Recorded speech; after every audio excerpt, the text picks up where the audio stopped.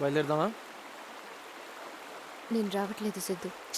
గీత, నువ్వు టెన్షన్ పడకు. కొన్నాళ్ళే గీత, అన్నీ అవే సర్దుకుంటాయి. అయినా సడన్గా వెళ్ళి ప్రేమించుకుంటున్నాం పెళ్లి చేయండి అని అడిగితే ఎవరైనా ఇలాగే రియాక్ట్ అవుతారు. ఇదేం పెద్ద మ్యాటర్ ఏం కాదు. రాను సిద్ధు. ఇన్నేళ్లు పెంచిన అమ్మ నన్ను వదిలేసి నీతో వస్తే మనకు ప్రేమ అంటే ఏంటో తెలియదని అర్థం సిద్ధు. అవన్నీ ఓకే కానీ దా, నేను చూసుకుంటానుగా. పద వెళ్ళిపోదాం.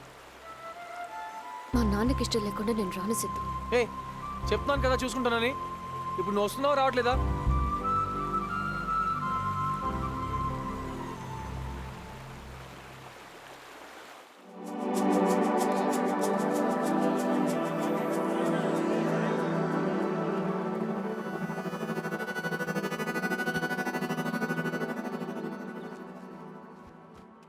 సార్, ఊర్లో అందరికీ న్యాయం చేస్తారు కదా, మరి మాకెందుకు సార్ ఇలా? పెళ్లి చేసుకుంటా ఉన్నాం, తప్ప? తీసుకెళ్ళమని చెప్పాను కదా. రావట్లేదు సార్. నా మొహం మీద చెప్తుంది మా నాన్నకి ఇష్టం లేకుండా రానని. కానీ మీకు తెలుసు సార్, గీత ఇప్పుడు హ్యాపీగా లేదని మీకు తెలుసు. నేను పక్కనుంటే గీత హ్యాపీగా ఉంటుందని కూడా మీకు తెలుసు.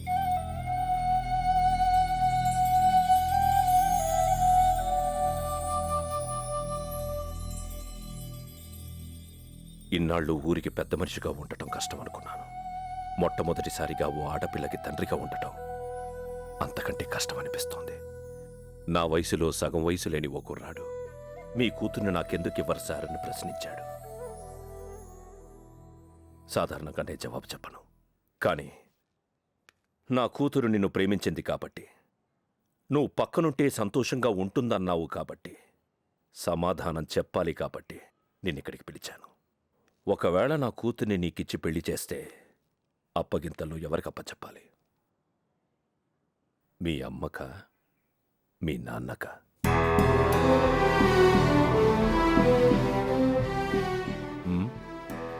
సార్, మీరు ఎందుకు అలా అడుగుతున్నారో నాకు అర్థం కావట్లేదు సార్. వాళ్ళు కలిసి ఉండడానికి విడిపోవడానికి మా పెళ్ళికి సంబంధం ఏంటి సార్? సంబంధం లేదు కదా. నీ పెళ్లికి నీ తల్లిదండ్రులకి సంబంధం లేదు కదా.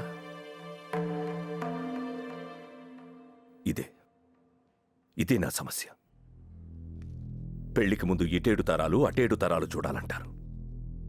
నీకు ఒక తరమే బాలేదు. నా కూతుర్ని ఎలా ఇమ్మంటావు? ఏ అర్హత ఉందని ఇమ్మంటావు? అర్హత? సార్, నేను తను ప్రేమిస్తున్నాను, తను నన్ను ప్రేమిస్తుంది. చాలు కదా సార్. సార్, నాకు నిజంగా ఇంకా అర్థం కావట్లేదు సార్. ఎందుకు మీరు గీతాన్ని నాకు ఇవ్వని అంటున్నారు? స్నేహానికి పరిచయం సరిపోవచ్చు, ప్రేమకి స్నేహం సరిపోవచ్చు, కానీ పెళ్లికి ప్రేమ ఒక్కటే సరిపోదు. ఇద్దరు వ్యక్తులు జీవితాంతం కలిసి జీవించడానికి ప్రేమ ఒక్కటే సరిపోదు. భార్యాభర్తలుగా ఒకరినొకరు అర్థం చేసుకోకుండా అహంకారాలతో విడిపోయి నీకు కుటుంబం బంధం ఉన్న పదాలకే అర్థమే తెలియకుండా పెంచిన నీ తల్లిదండ్రుల్ని చూస్తూ నా కూతుర్ని ఎలా ఇమ్మంటావు?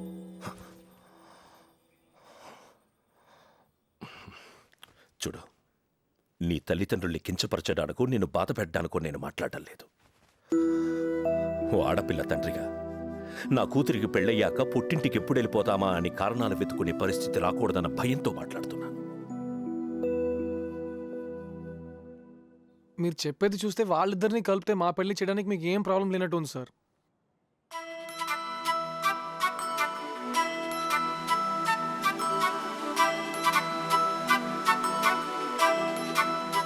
ఏంటి సార్, వాళ్ళిద్దరిని కలిపితే గీతని నాకు ఇచ్చేస్తారా?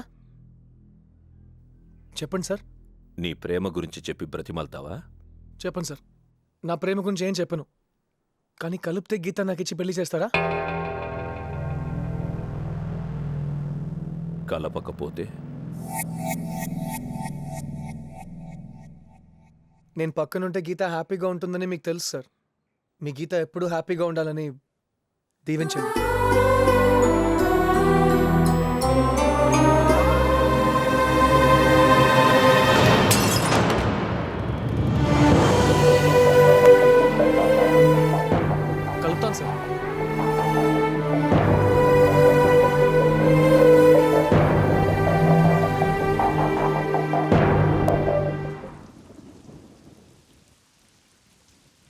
వెళ్ళు గీత, వెళ్ళు గీత.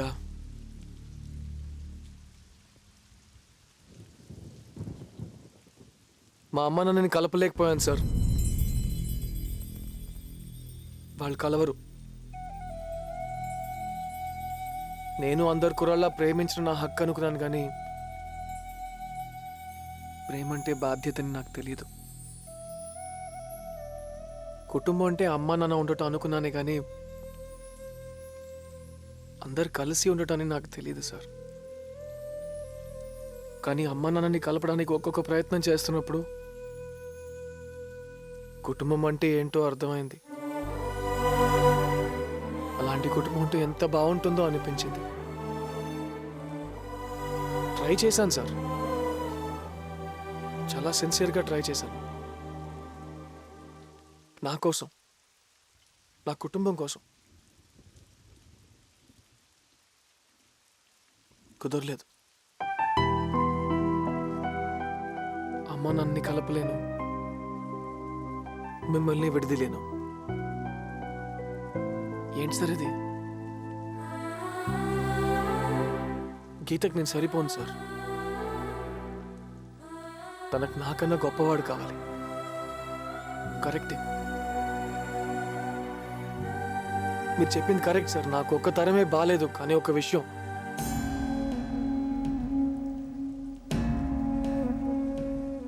ఇద్దరు వ్యక్తులు జీవితాంతం సంతోషంగా జీవించడానికి ప్రేమ ఒకటే సరిపోదన్నారు కదా, అది మాత్రం తప్పు సార్. ప్రేమ ఒక్కటి సరిపోతుంది సార్. ప్రేమలాకే మా అమ్మ నాన్న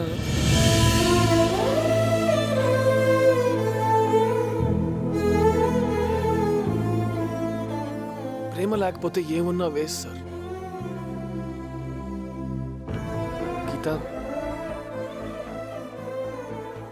ఇన్నేళ్లు ప్రేమగా పెంచిన అమ్మ నాన్నని వదిలేసి వెళ్ళిపోతే మనకు ప్రేమ అంటే అర్థం ఏంటో తెలియదని నువ్వే అన్నావు కదా. ఆ రోజు నీకోసమే వచ్చాను.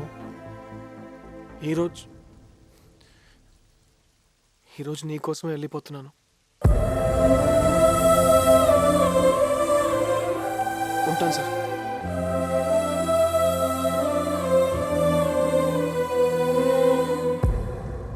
మిమ్మల్ని ఒకటి అడగొచ్చా సార్?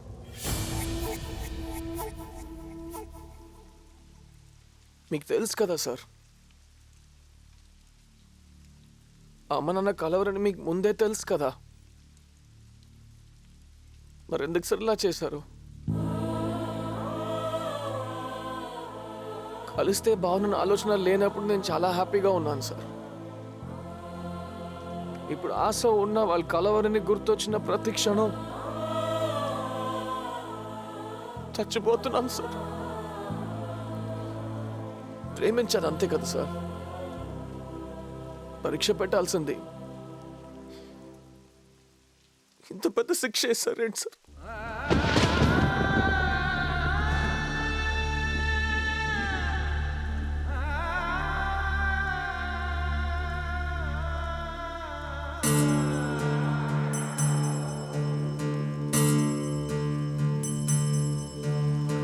ఎందుకు చెంతకి వస్తావో, ఎందుకు చెయ్యొదిలేస్తావో, స్నేహమా